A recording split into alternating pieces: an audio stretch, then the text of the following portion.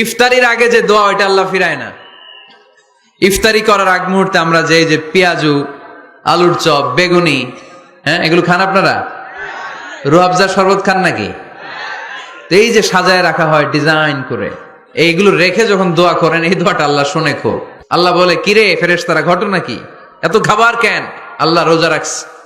কি চায়? আল্লাহ ক্ষমা চায়। তো খায় না যে তৃষ্ণার, তো আল্লাহ আপনার ভয়। আমারা দেখছে না, আল্লাহ আপনারা দেখে নাই। জান্নাত দেখে নাই, আমার জাহান্নাম দেখেছে আল্লাহ কিন্তু জানে। তারপরে ফেরেশতাদের মুখ থেকে বের করা হবে। সুবহানাল্লাহ পড়েন।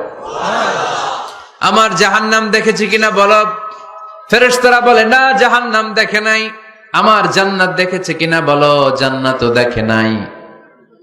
কিছুই দেখে নাই, আপনারেও দেখে নাই। আল্লাহ এবার খুশি হয়ে যাবে। আমার খুশির জন্য আমার ভয়ে তৃষ্ণার্ত ক্ষুধার্ত সামনে খাবার হাত বাড়ালেই খেতে পারে, গ্লাসটা তুললেই পান করতে পারে, আমার ভয়ে খায় না। আমার ক্ষমা চায়, আমার কাছে ক্ষমা প্রার্থনা করে। এখন আমার বান্দা যা দোয়া করবে, বান্দার সব দোয়া আমি কবুল করে নেব। ইফতারের আগ মুহূর্তে দোয়া করবেন।